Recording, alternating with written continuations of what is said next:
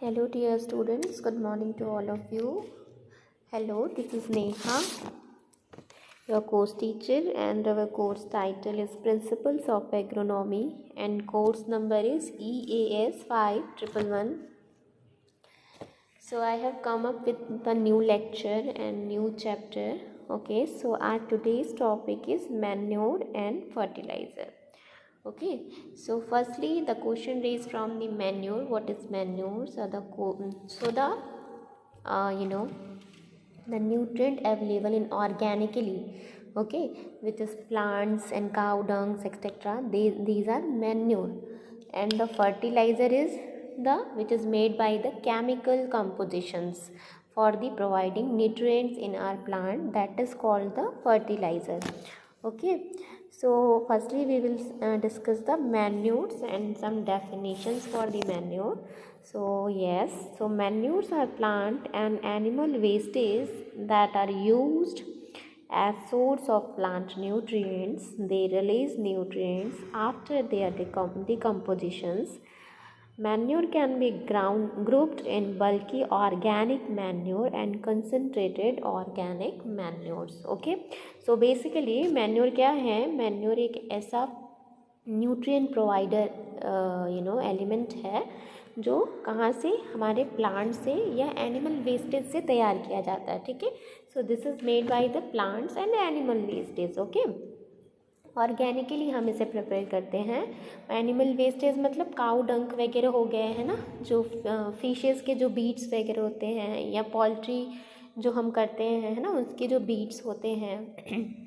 And और plant मतलब plant wastage मतलब जो सड़ी गली पत्तियाँ होती है, ठीक है, या रॉटन फूड होते हैं, या डोमेस्टिक वेस्टेज होते हैं. ठीक है, उससे भी हम जब हम एक खाद कह सकते हैं, हम खाद प्रिपेयर करते हैं, that is called the manure. Okay, so we have basically two manure concentrated, like bulky organic manure and concentrated organic manure. So what is organic manure? So as you can see, organic manures include plant and animal byproducts such as oil cakes, fish manure and dried blood from slaughterhouses. ठीक है, सो organic manure क्या होता है? जो कहाँ से हम लेते हैं? जो एनिमल के बाई प्रोडक्ट्स होते हैं. ठीक है, मतलब बेसिकली उनके जो यूरिन होते हैं, उनके जो डंक वगैरह होते हैं ना, गोबर की जो खाद हम कहते हैं, तो यूरिन से, डंक से जो हम प्रिपेयर करते हैं, या हम किसी ऑयल सीड क्रॉप से, जैसे हम सपोज सनफ्लावर जो होता है ना, या ग्राउंडनट होता है, उससे हम एक केक तैयार करते हैं. केक इसलिए कहते हैं क्योंकि हम उसे क्या करते हैं, हम उसे बहुत ज़्यादा ग्राइंड करते हैं. ठीक है, जैसे फली जो होता है ना, ग्राउंडनट जो होता है, या जो सनफ्लावर होता है, उसका जो बचा हुआ वेस्टेज होता है, ठीक है, मतलब क्रॉप रेसिड्यूज़ जो होते हैं. और फली में क्या होता है, ग्राउंडनट में उसके जो रेसिड्यूज़ होते हैं, जो पॉड्स के बाद जो पॉड्स का कवर जो होता है, वो उसको हम क्या करते हैं, ग्राइंड करते हैं, और उसको क्या करते हैं, थोड़ा हम रोस्ट करते हैं, मतलब सड़ाते हैं हम उसे. ठीक है, उसके बाद हम उसको बहुत ही ज़्यादा कॉम्पैक्ट तरीके से केक तैयार करते हैं. ठीक है, तो वो आजकल आप देखेंगे कि मार्केट में केक टाइप का ये सारे जो ऑयल केक्स हैं, ऑयल केक्स मतलब जो ऑयल सीड क्रॉप से तैयार किए हों, वैसे बहुत सारे अलग अलग, नीम खिली आता है, नीम जो नीम के जो नीम होता है उसके जो बीज से तैयार किया जाता है, या उसके जो रूट्स या उसके बार्क से जो हम तैयार करते हैं, तो ये सारे जो मैन्यूर हैं वो केक के कैटेगरी में आते हैं. ठीक है, and then dried blood from the slaughter houses. So क्या होता है, जो सॉल्टर हाउसेस में जो भी चमड़े, हम जो भी एनिमल्स होते हैं, जो डोमेस्टिक एनिमल्स होते हैं, उनके जो बॉडी पार्ट से हम बहुत अलग अलग चीज़ें लेते हैं, है ना, for the our uses, for clothes वगैरह बनते हैं, शूज़ वगैरह बनते हैं. तो उससे क्या होता है, जहाँ पे ब्लड मील होते हैं, मतलब जो ब्लड्स होते हैं या उनके जो बोन्स वगैरह होते हैं, है ना, तो उसका जो वेस्टेज होता है वो भी क्या होता है, यूज़ होता है एज अ मैन्योर. ठीक है, जिसमें बहुत ज़्यादा हाई न्यूट्रिएंट कंसंट्रेशन होता है. ठीक है, सो ये होता है organic manure. So before their organic nitrogen use by the crop, it is converted through bacterial action into readily usable ammonical nitrogen and nitrate. ठीक है. So these manures are therefore relatively slow acting but they supply available nitrogen for longer period. ठीक है. तो एक manure में ये होता है कि मैन्योर जब हम अपना प्रोवाइड करते हैं अपने फील्ड पे, ठीक है, तो जब मैन्योर हम प्रोवाइड करते हैं तो बहुत ही स्लो एक्टिविटी होती है, बहुत ही स्लो एक्टिविटी होती है. मतलब जो इसमें न्यूट्रिएंट जो भी अवेलेबल होते हैं, ठीक है, जिस भी न्यूट्रिएंट अवेलेबल होता है वो उनका जो चलनशीलता होती है, ये मोबाइलाइजेशन होता है जो, ठीक है, जो एक जगह से दूसरे जगह तक हो जा सके या जो प्लांट्स है उसे अपटेक करता है जो, ठीक है, तो वो जो प्रोसेस होता है बहुत स्लो प्रोसेस होता है. बट हम ये अप्लाई करते हैं तो without harming in are soil, ठीक है, कोई भी नुकसान पहुंचाए हमारे सॉइल में, ये क्या करता है बहुत ईजिली क्या होता है स्प्रेड आउट हो जाता है, फैल जाता है. बट ये जो एक्टिविटी प्रोसेस होता है वो बहुत स्लो होता है. ठीक है. बट ये क्या होता है बहुत ही लॉन्गर पीरियड तक अवेलेबल होता है, मतलब वॉलाटाइल बहुत नहीं होता. जैसे हम केमिकल फर्टिलाइजर्स जो यूज़ करते हैं हमारे फील्ड पे, वो बहुत सारे फर्टिलाइजर्स ऐसे होते हैं कि इंस्टेंट हमारे जो प्लांट होते हैं उसको न्यूट्रिएंट प्रोवाइड करते हैं. ठीक है. मतलब हमें बार बार न्यूट्रिएंट फर्टिलाइज़र प्रोवाइड कराने पड़ते हैं एज़ कम्पेयर टू मैन्योर. ठीक है. अगर हम मैन्योर यूज़ करते हैं तो मैन्योर की जो न्यूट्रिएंट अवेलेबिलिटी कैपेसिटी होती है वो बहुत ही अच्छा होती है. ठीक है.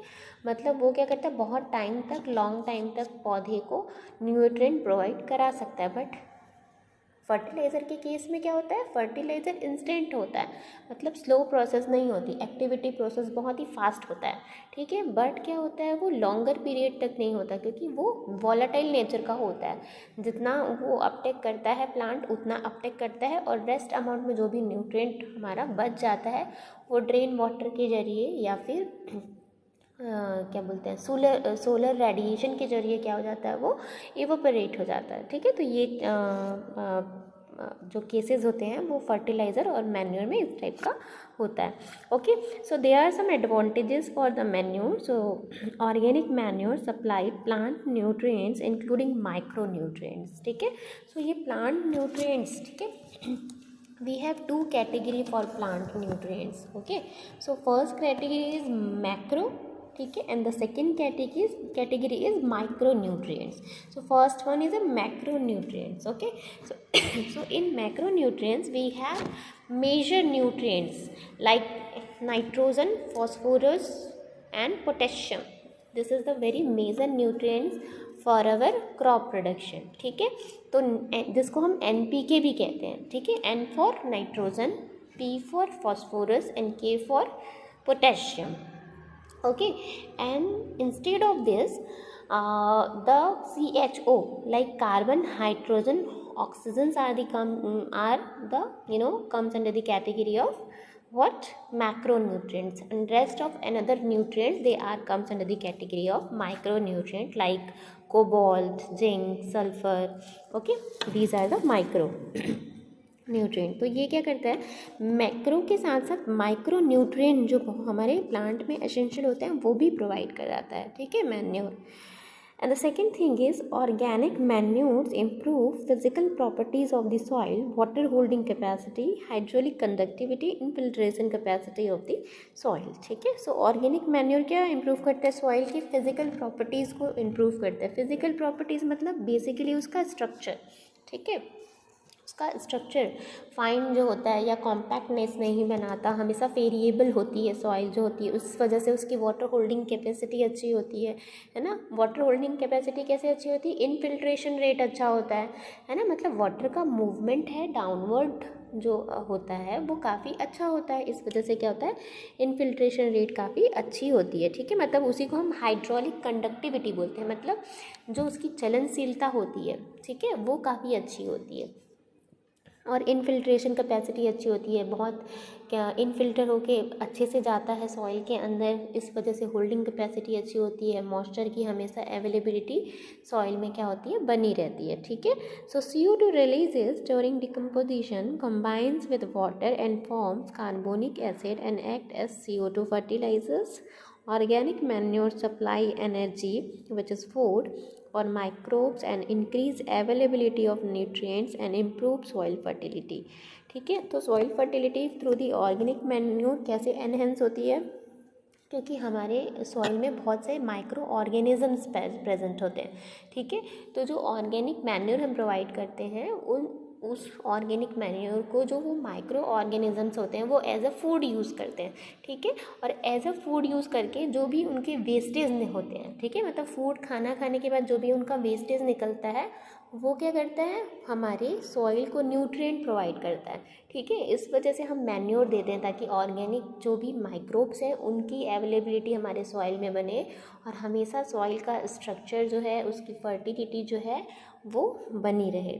Okay, then after green manure have the additional advantages of fixing atmospheric nitrogen leading to nitrogen economy and crop production, and green manures draw nutrients from lower layers and concentrate them in the surface soil for the use of succeeding crop.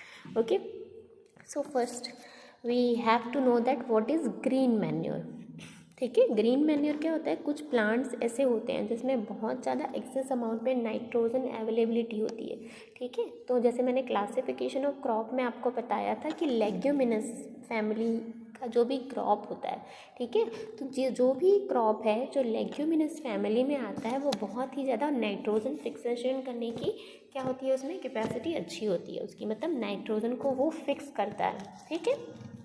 क्यों करता है, क्योंकि जो भी leguminous crops होते हैं, ठीक है, उनके जो रूट्स होते हैं उसमें एक अलग तरीके से नोड्यूल्स पाया जाता है नेचुरली, ठीक है। ऑर्गेनिकली उसमें एक नोड्यूल्स मतलब गठान होती है, ठीक है, गांठें बनी होती है रूट्स में, ठीक है। उसमें एक पर्टिकुलर एक इंडिविजुअल क्या होता है, माइक्रोब प्रेजेंट होता है जिसको हम राइजोबियम कहते हैं, ठीक है। तो ये राइजोबियम का एक स्पेसिफिक नेचर है, क्या नेचर है स्पेसिफिक, ये नेचर है कि वो जो हमारे एटमॉस्फेरिक नाइट्रोजन होते हैं, ठीक है, ये एटमॉस्फेरिक नाइट्रोजन मतलब जो सॉइल में अवेलेबल नाइट्रोजन है उसको फिक्सेशन करता है, मतलब बाकी चीज़ों से सेपरेट करके उसको सॉइल में उसकी अवेलेबिलिटी मतलब उसकी उपलब्धता को क्या करता है, बढ़ाता है, ठीक है।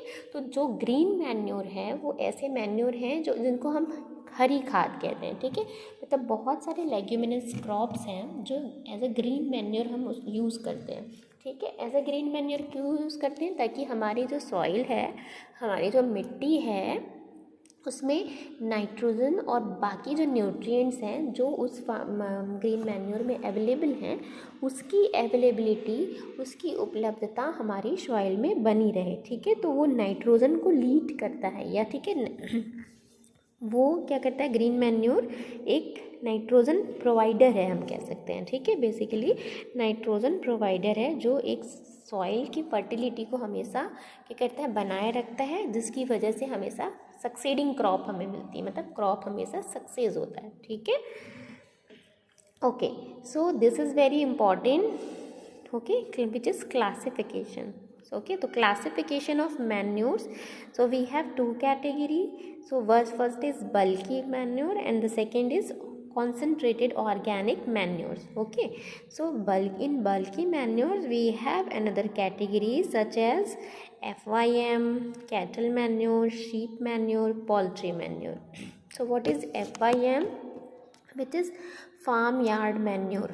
ठीक है, फार्म यार्ड मैन्योर मतलब जो भी फार्म, जो हमारा जो भी फील्ड है वहाँ से जो भी रेसिड्यूज़ हमें मिले, ठीक है, जो भी वेस्टेज हमें मिले, काऊ डंक हो हमारे फील्ड पे अवेलेबल, या क्रॉप रेसिड्यूज़ हो, या डोमेस्टिक वेस्टेज हो, ठीक है, इन सारे वेस्टेज को जब हम डिकम्पोज प्रोसेस होता है जब उसमें, ठीक है, जब हम एक लोकेशन पे एक स्ट्रक्चर रेडी करके हम जब वो क्या करते हैं उसे वहाँ पे एक बल्क में हम उसे इकट्ठा करते हैं, कलेक्ट करते हैं, एंड देन जब थ्रू द माइक्रो ऑर्गेनिजम्स क्या होता है, जब डिकम्पोजिशन प्रोसेस होता है, ठीक है, तो उसमें क्या होता है वो खाद बनता है, that is called the FYM, ठीक है। तो FYM का फुल फॉर्म क्या होता है, फार्म यार्ड मैन्योर, ठीक है। So always remember that what is farmyard manure. So that particular thing which is ready from that microbes and another domestic wastages, that is called the farm yard manure, okay. And the cattle manures, cattle manures में मतलब क्या होता है, जो wastage होते हैं हमारे काऊ के, बुफेलो के, ठीक है, ये कैमल्स के, जो भी हमारे एनिमल्स हैं उनके जो वेस्टेज होते हैं उनको हम बोलते हैं, जैसे गोट का जो वेस्ट होता है, जो उसके पीसेस होते हैं वो बहुत ही ज़्यादा हाई न्यूट्रिशन अवेलेबल कराते हैं हमारे सॉइल में, ठीक है। बहुत ज़्यादा कॉन्सेंट्रेटेड क्वांटिटी में नाइट्रोजन अवेलेबल होते हैं गोट के डंक में, ठीक है। तो ये जो कैटल मैन्योर की कैटेगरी में आते हैं। देन द शिप मैन्योर से नाम से समझ आ रहा है कि शिप के जो भी डंक वगैरह होंगे, वेस्टेज होंगे, यूरिन होंगे, ये सारे शिप मैन्योर की कैटेगरी में आते हैं। After that poultry manure, okay. Then compost is also the kind of खाद, ठीक है।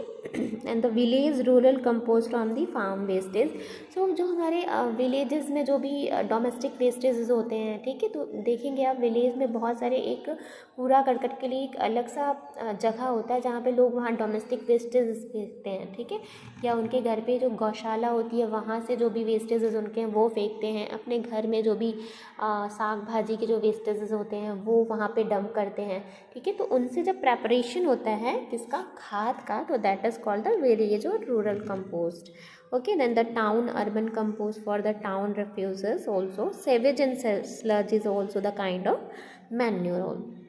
Then we have concentrated organic manure. So first one is the oil cake, as I told you what is oil cake, and the edible oil cake which is used for the cattle feeding, ठीक है। बहुत सारे ऐसे oil cake हैं जो हम अपने kettles जो होते हैं, ठीक है, मतलब गाय भैंस हैं जो डोमेस्टिक एनिमल्स हैं उनको हम एज अ फूड प्रोवाइड करते हैं। And the mustard cake, groundnut cake, these are the edible oil cakes, क्योंकि मस्टर्ड की खली, ग्राउंडनट की खली को हम क्या करते हैं, हमारे जो कैटल्स होते हैं उनको न्यूट्रिएंट प्रोवाइड करने के लिए एज अ फूड देते हैं, that is why we call the edible oil cakes, and this is also use as a manure products for in our farm, okay.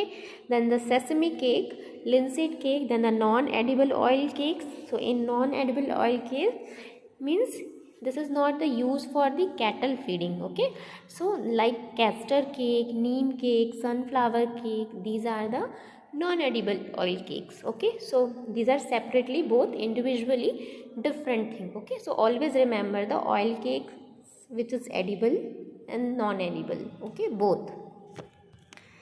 Then the another classification which is slaughter house wastage, so जो भी wastage होते हैं हमारे जो factories वगैरह होते हैं जहाँ पे शूज़, बैग्स वगैरह जो हैं हमारे एनिमल्स के जो स्किन है ना, या फिर उनके पैर से, खुर से जो तैयार किए जाते हैं, तो उन सारी चीज़ों की वजह से जो बोन मील होता है उनका, ठीक है, या ब्लड मील होता है, तो ये सारे जो हैं वो एज अ मैन्योर यूज़ किए जाते हैं। इसमें भी बहुत ही ज़्यादा हायर कंसनट्रेशन न्यूट्रिएंट जो है वो अवेलेबल होते हैं।